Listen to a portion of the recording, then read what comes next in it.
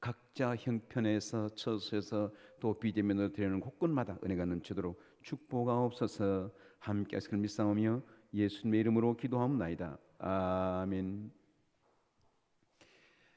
이스라엘 백성들이 출애굽할 때에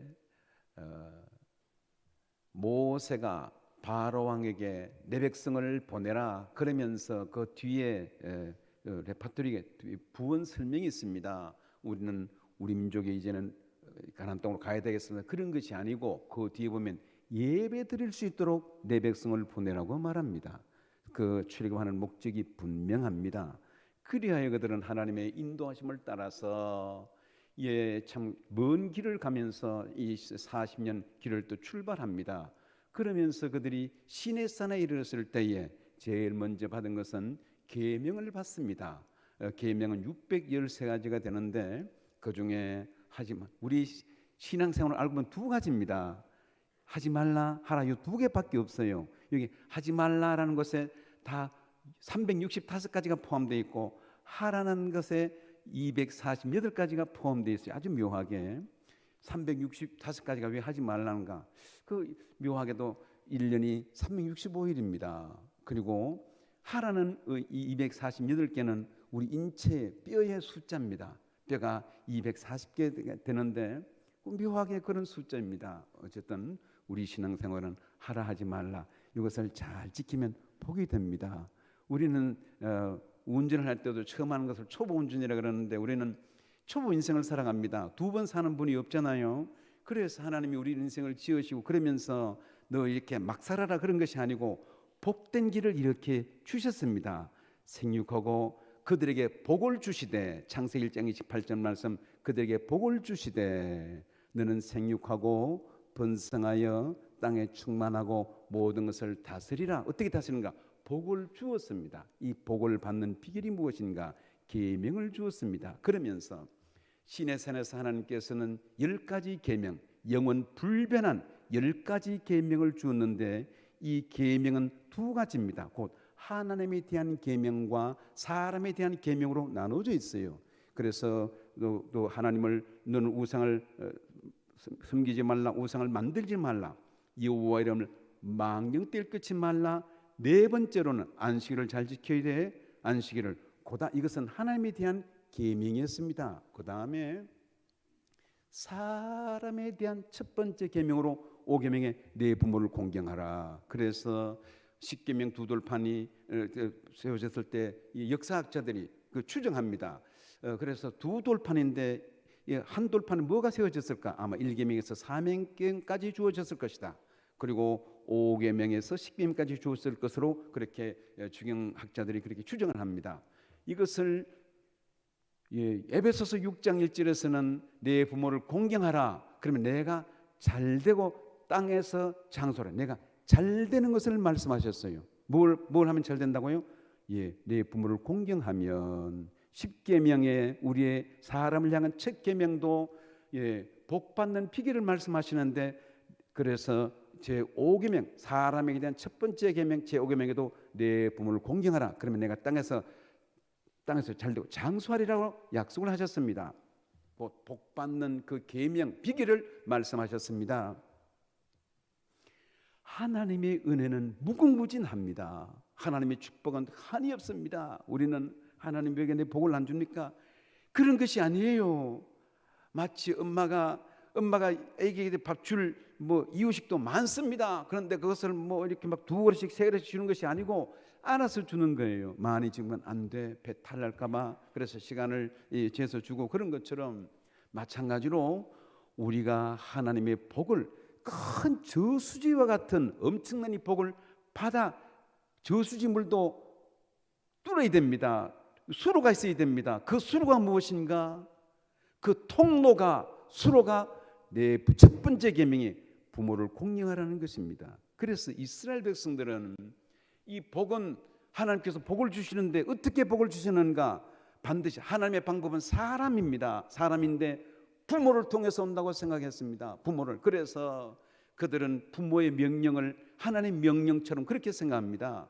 우리는 부모가 형제가 부르면 일 끝내고 할 수도 있는데 이스라엘 백성들의 자녀 교육은 그렇지는 않습니다. 얘야 이리 와라 그러면 뭐 일을 하다가도 중단하고, 예 그냥 야구 방망이 들고 치려고 하다가도 골프채 들고 있다가도 예 전화 소리 듣고 예 이리 오너라 그러면 그대로 내리고 가는 거예요. 치고 가는 것이 아니고 내리고 가는 것이 그들의 예 가정생활의 삶의 스타일입니다. 그 하나님께서 복을 받는 비결로 이 내 부모를 공경하라. 에베소서 6장 1절 말씀도 그러면 내가 땅에서 잘되고 또 장수할 것을 말씀했습니다. 우리는 사는 자체가 복이에요. 잘 사는 살아있는 생명인 자체가.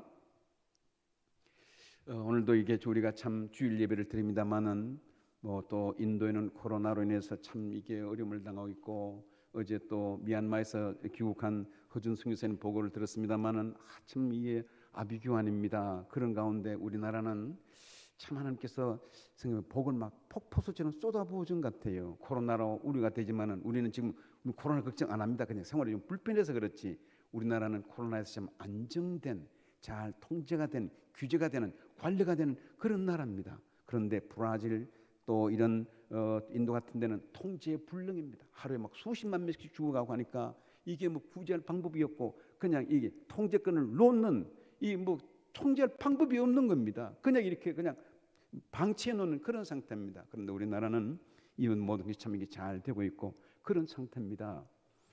지금 우리나라는 참 전쟁의 잿더미에서 이렇게 잘 사는 나라가 되었어요. 이전까지는 참 우리가 우상을 섬기고 벽에 못도 많아 못 맞고 또 이렇게 참 숟가락도 잘 못 고치고 그렇게 했는데 우상을 다 없애었습니다. 6.25 전쟁 잿더미 나라였어요. 그리고 8.15 해방 전에도 참 2차 세계대전이 있었습니다만은 2차 세계대전이 끝난 지 이제 80년 됩니다. 2차 세계대전은 전 세계적인 전쟁입니다. 세계적인 전쟁. 2차 세계대전 때 그 모든 피해를 보면 이 죽은 사람이 약 5천만 명 정도, 얼마나 죽은지 모릅니다. 그래서 대충 통계를 재보니 5천만 명이 죽었어요. 5천만 명이면 우리 남한 인구가 지금 5천만 명인데 그 중에 폴란드 같은 나라는 인구의 20%가 죽었습니다. 러시아는 1,100만 죽었. 러시아, 소련이. 그래서 소련은 10% 인구가 10명 중에 한 사람이 2차 세계대전 때 희생을 당했고 대단한 그런 참 대가를 치루었습니다. 2차 세계대전이 일어난 그 모든 배경을 보면 독일이 1차 세계대전에 져서 그 전쟁 비용을 물게 되는데 나라가 어려웠어요. 그 비용을 물고 그러다 보니 경제가 공황이 닥쳤고 경제가 어려웠습니다. 그런 중에 나치당의 정권을 잡은 사람이 히틀러였습니다. 히틀러는 이제 뭐 이렇게 하다가 뭐 우연스럽게 자기가 정치하려고 하는데 정치 발해그림 들어놓고 그러다가 나치 당원이 되었고 그러다 당권에 도전해가지고 그가 한 표차로 당수가 된 거예요. 우리 여당도 당수가 있는 것처럼 야당 당수 있는 것처럼 한 표차로 나치당 당권을 장악했어요. 그래서 그 여세를 놓치질 않습니다. 어떻게 하면 내가 이 정권을 유지할 수 있을 것인가? 그래서 이 히틀러는 계속 전쟁 비용을 물어야 되죠. 물려오니까 경제가 어렵지요. 그래서 그는 생각하기를 전쟁 비용을 안 물 방법이 있다. 다시 전쟁에서 장악하면 유럽을 전쟁에 이기면 된다라는 생각에 1939년 폴란드를 점령합니다. 이렇게 해서 폴란드를 1차 공격하고 유럽을 공격하기 시작했어요. 이 전쟁 이기면 되기 때문에 그 계산은 그렇게 해서 유럽이 전쟁에 휘말립니다. 이때 일본은 같이 이 독일과 동맹을 맺었어요. 일본도 붕어 뜨니까 망둥이도 뜬다고 일본은 진주만을 공격합니다. 1941년 12월 7일 날 참전 강한 이 미국은 2차 세계대전에 가만도 안 했습니다. 그건 유럽 전쟁이기 때문에 가만히 있었어요. 그런데 난데없이 일본이 진주만을 공격합니다. 그래서 진주만 이유가 쑥대밭이 되고 하루아침에 2,000명이 다 날아가고 함대 8함대가 중에 6함대가 다 침몰되고 그야말로 미국이 아수라장이 되었습니다. 그 이튿날 바로 루즈벨트는 의회를 소집해서 이 전쟁 선포를 했어요. 전 의원이 다 찬성하고 한 사람 반대하는 전 의원이 가결해서 선전포고를 했습니다. 이렇게 해서 미국이 대동아 전쟁에 가담하면서 유럽 전선에 뛰어듭니다. 그 얘기는 2차 세계대전은 전 세계가 존폐 위기에 달렸어요. 지금 온 나라가 국가가 먹느냐 이런 피비린내 나는 살육전쟁이 계속 이어졌다는 사실입니다. 드디어는 연합군이 이겼습니다. 연합군이 이겨서 미국, 영국 이 모든 사람들이 가담해서 연합군이 승리를 해서 대대적인 참으로 기쁨을 안게 되는 이후에 영국 신문사에서 그때 당시 처칠이 수상이 되는데 처칠에 대해서 대서특필을 했습니다. 그래서 처칠이 2차 세계전을 승리를 끌면서 처칠을 가르친 그 교사들을 위대한 스승이라고 생각해서 유치원에서부터 대학까지 처칠을 가르친 교사들을 명단에 쭉 실었어요. 누가 처칠을 가르친 수상 공을 세웠으므로 그러므로 처칠을 가르친 모든 교사들을 위대한 스승하면서 신문에 쫙 그 이름을 유치원 때 누가 가르쳤고 초등학교 때 누가 가르쳤고 중학교 때 누가 가르쳤고 대학교 때 어느 교수가 가르쳤고 위대한 스승하면서 대서특필을 했습니다. 그런데 처칠은 그 다음날 신문사에 전환했습니다. 예수님, 당신들은 위대한 스승을 못 찾았다. 위대한 스승은 학교 교사가 아니고 우리 어머니다. 당신들은 내 어머니 이름을 빼놓았다. 그러면서 내 어머니는 나침판이다. 나의 가장 위대한 스승은 어머니라고 말했습니다. 나폴레옹도 참 이렇게 참 한때 그 영웅적인 그런 자선을 썼습니다만은 나폴레옹은 말하기를 어머니를 보이라. 그러면 내가 그 나라의 장래를 알 수 있다고 말했어요. 어머니의 사랑.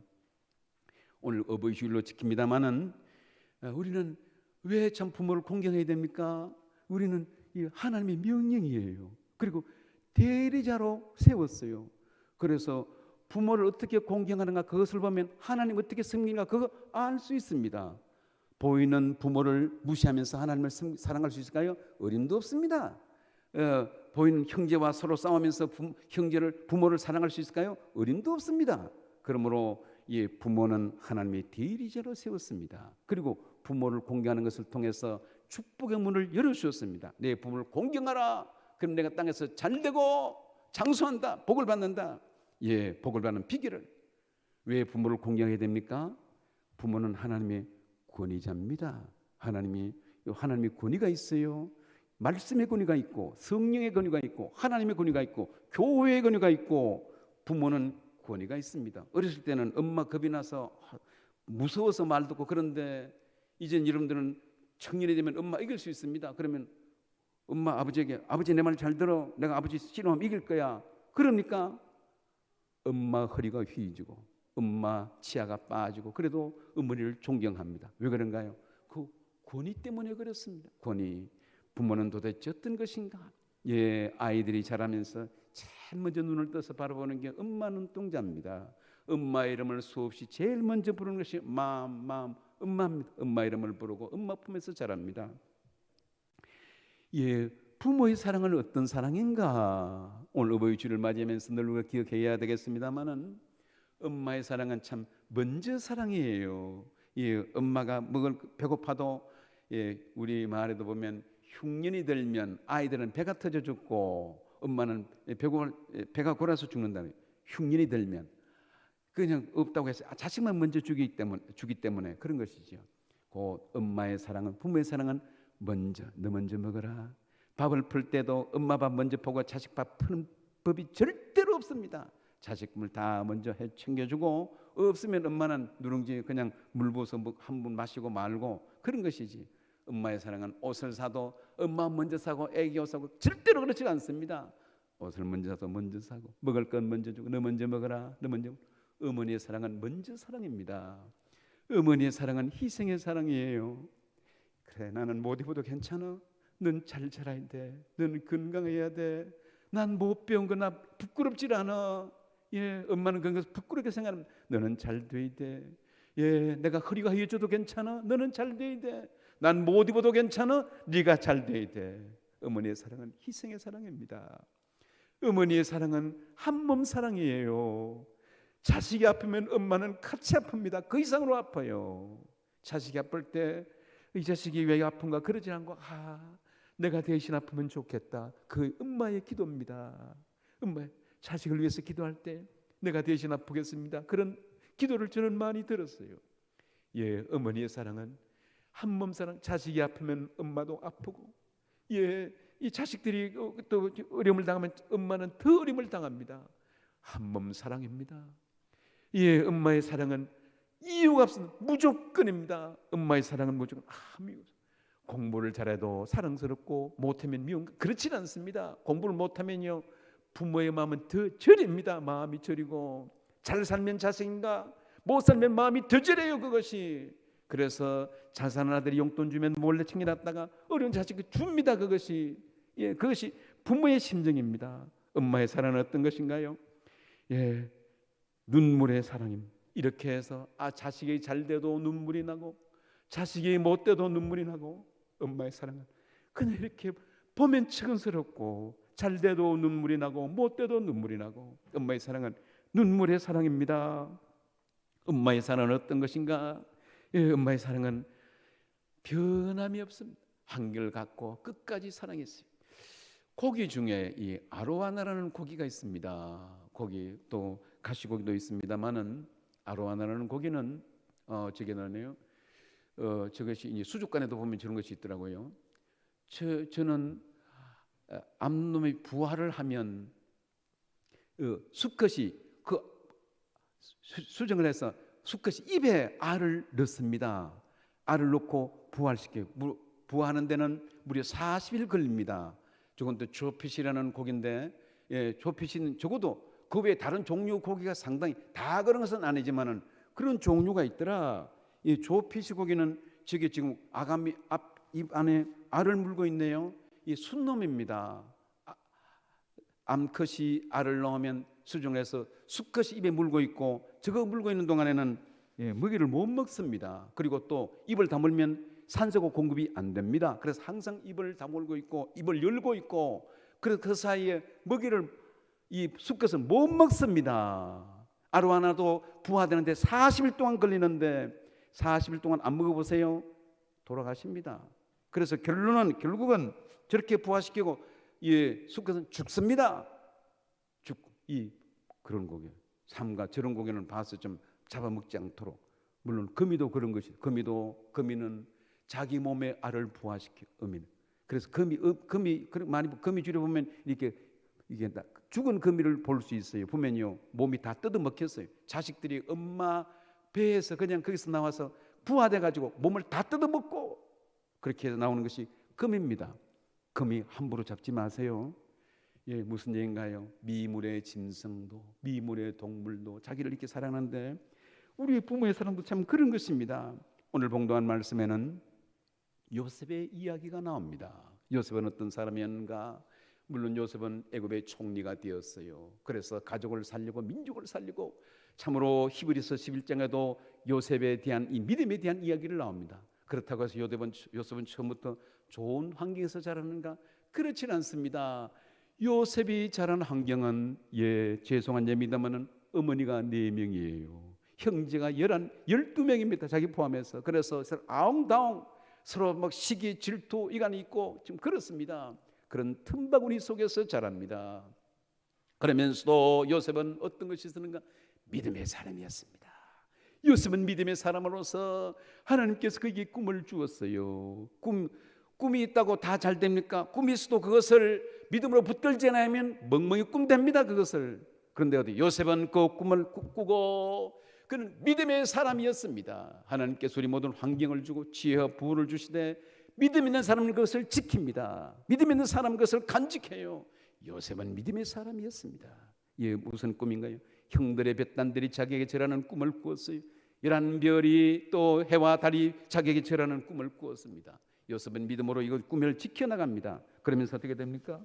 형들이 미워해서 그를 애굽에 팔아버립니다.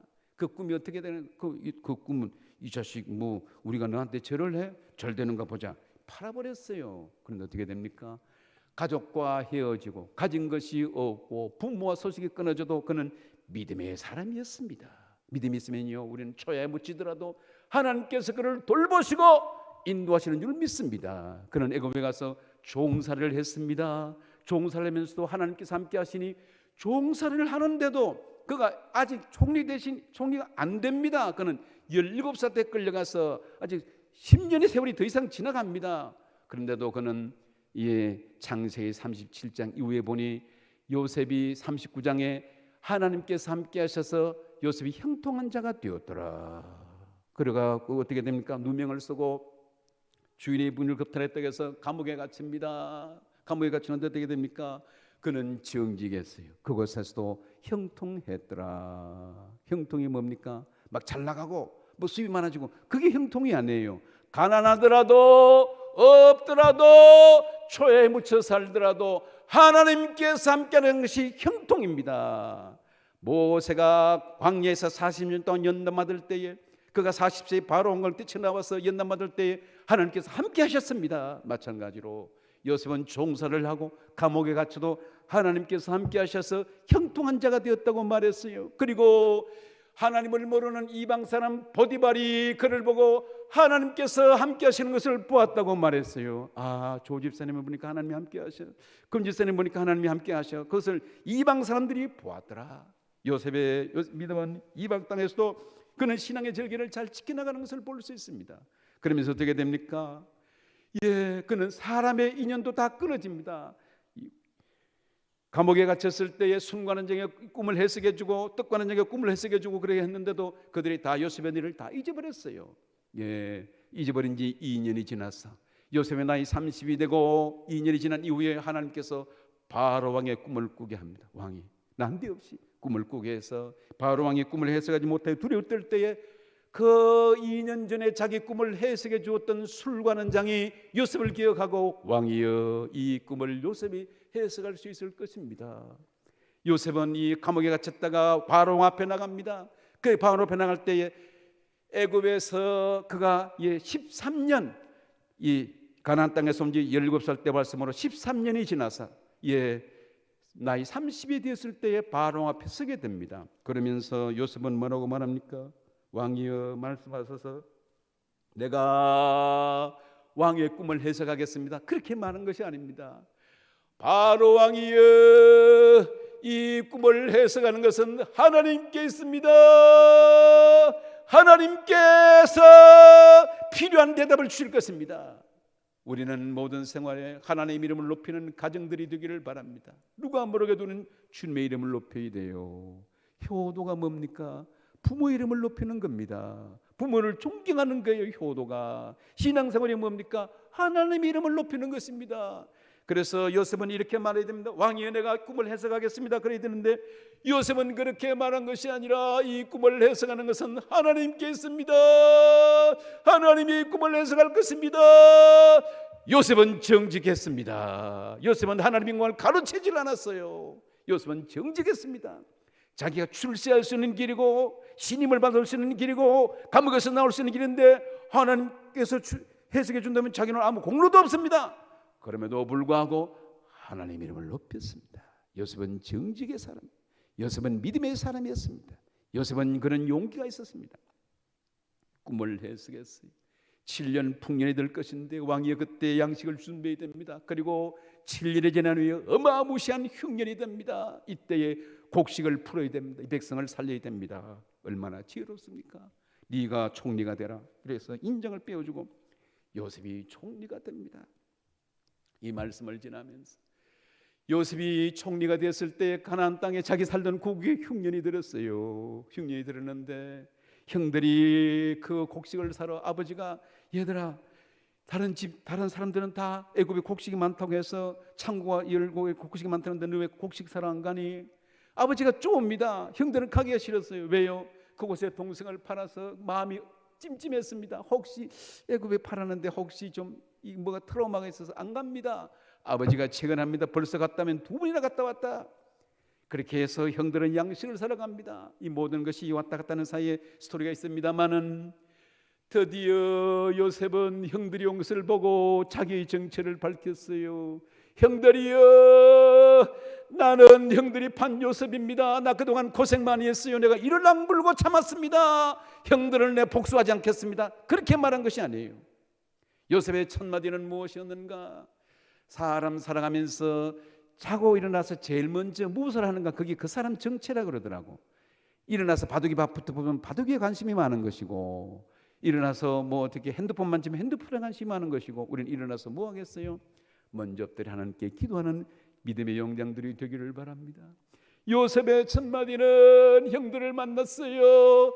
13년 만에 만났습니다. 산전수전을 겪습니다. 그런 이후에 13년이 아니라 20년이 지납니다. 13년 되어서 총리가 된 이후에 7년 풍년이 지났죠. 2년이 지났죠.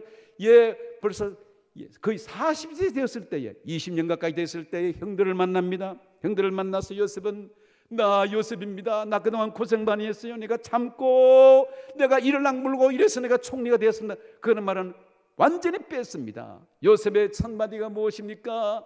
요셉의 첫마디는, 네 아버지가 살아계십니까? 형들이여, 아버지가 살아계십니까? 아버지가 살아계십니까? 요셉은 애굽에 살았어도 곡에 대한 소식을 잊지를 않았습니다. 아버지에 대한 이야기, 요셉의 첫마디는 아버지에 대한 안부였습니다. 오늘 봉독한 말씀의 3절 말씀에 요셉이 형들에게 이르되, 나는 요셉이라 내 아버지께서 아직 살아계시니까. 요셉의 첫마디. 요셉은 부모에게 대한 지극정성으로 효도를 했습니다. 그가 어떻게 이곳에 애굽에 팔려오게 되었는가? 알고 보면 헤브론에서 아버지가 심부름을 보냅니다. 얘야, 요셉에게 너 형들이 세겜에서 양을 치우는데 너 형들이 저런 걸 좀 보고 오너라. 그래서 심부름을 보냅니다. 헤브론에서 세겜까지는 100km나 됩니다. 갔더니 형들이 없었어요. 해가 뉘우뉘우 기울어집니다. 지나가던 사람이 웬 아이가 왔다 갔다 하는 것을 보고 안타까워서, 너 도대체 뭘 하느냐 그랬더니, 혹시 우리 형들을 못 봤습니까? 이곳에서 양을 치고 있었는데. 그랬더니 지나가는 사람이 말합니다. 너 형들이 여기 없고 저 도단으로 갔다, 도단으로. 그러면 아버지가 세겜으로 보냈으므로 세겜에 가서 없으면 자기는 집에 들어오면 됩니다. 아버지 없습니다. 눈 닦고 찾아봐도 없습니다. 그러면 되는데 그는 아버지에게 신 명령을 기억하고 어떻게 아버지에게 기쁜 소식을 주기 위해서 세겜에서 또 30km 100리 떨어진 도단까지 갑니다. 생각하면 과잉효도고 과잉충성으로 볼 수 있습니다. 우리 형제간에도 보면 이렇게 부모 12형제 7남매 8남매 있어도 부모에게 잘하는 게 있어요. 나만 아들인가? 형도 하세요, 동생도 하세요. 본인이 계속 잘 하세요. 그 축복입니다. 혹시 어떤 부모를 위해서 무거운 짐을 지고 있습니까? 계속 지세요. 계속 지세요.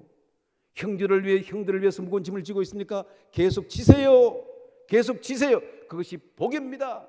알고 보면 요셉의 꿈이 이루어지게 된 것은 이렇게, 그가 세겜에 가서 그치고 아버지 없습니다. 형들을 못 찾으면 그러면 땡입니다. 끝났습니다. 그런데 그가 다시 30km 떨어진 도단에 가서 형들에 대한 이야기를 아버지에게 전해 주므로 형들이 그를 애굽의 판 계기가 만났어. 이 말씀을 정리합니다. 요셉은 믿음의 사람이었고 요셉은 참으로 그리스도의 모형을 닮았어요. 오늘 어버이 주일을 맞이해서 제가 글을 하나 읽었습니다. 글을 보면서 참 감동이 되어서 엄마는 그래도 되는 줄 알았습니다라는 그런 것인데, 제가 그냥 한번 읽고 말씀을 맺습니다. 엄마는 그래도 되는 줄 알았습니다. 엄마는 그래도 되는 줄 알았습니다. 한여름 떼약볕에 머리에 인채 홈이 쥐고 온종일 밭을 매도 되는 줄 알았습니다. 엄마는 그래도 되는 줄 알았습니다. 그 고된 일 끝에 찬밥 한 덩이로 부뚜막에 걸터 앉아 끼니를 때워도 그래도 엄마는 되는 줄 알았습니다. 엄마는 그래도 되는 줄 알았습니다. 한겨울 꽁꽁 언된 물에 맨손으로 빨래를 해도, 그래서 동상에 가실 날이 없어도 되는 줄 알았습니다. 난 괜찮다, 난 배부르다, 너희들이나 많이 먹어라. 더운 밥 만난 찬 그렇게 자식들이 다 먹이고 숭늉으로 호기를 달래도 되는 줄 알았습니다. 엄마는 그래도 되는 줄 알았습니다. 발 뒤꿈치가 추위에 헤어져 이불이 소리를 내고 손톱이 깎을 수조차 없게 닳아 문드러져도 되는 줄 알았습니다. 술을 좋아하는 아버지가 허구한 날 주정을 하고 철부지 자식들이 속을 썩여도 되는 줄 알았습니다. 엄마는 그래도 되는 줄 알았습니다. 외할머니 보고 싶다, 외할머니 보고 싶다, 그것이 그냥 넋두리인 줄만으로만 알았습니다. 어느 날 아무도 없는 집에서 외할머니 사진을 손에 들고 소리주게 우는 엄마를 보고 그 눈물의 의미를 이 속 없는 딸이 몰랐습니다. 내가 엄마가 되고 엄마가 낡은 액자 속에 사진으로만 우리 곁에 남았을 때 비로소 엄마는 그러면 안 되는 것인 줄 알았습니다. 엄마는 그러면 안 되는 것이었습니다. 예, 부모님이 계십니까? 예, 귀가 항상 주어지지 않습니다. 효도 잘하세요. 그것이 복 받는 길입니다. 복을 그렇게 부모 효도를 통해서 복을 주신다고 약속했어요. 뭐 나만 짐을 집니까? 짐을 지세요. 그것이 주님께서 믿음의 가정을 세우셨습니다. 부모가 안 계십니까? 형제에게 지내고, 예, 다 우리 다 부모의 이 연장전 다 어른들 다 부모 형제입니다. 형제의 기 지내고 부모의 유언을 이어받고 그 뜻을 받들어서 신앙의 가문을 잘 세워나가는 복된 교우들이 되기를 주의 이름으로 축원합니다. 기도하겠습니다. 하나님 아버지, 믿음의 가정을 세우셨습니다.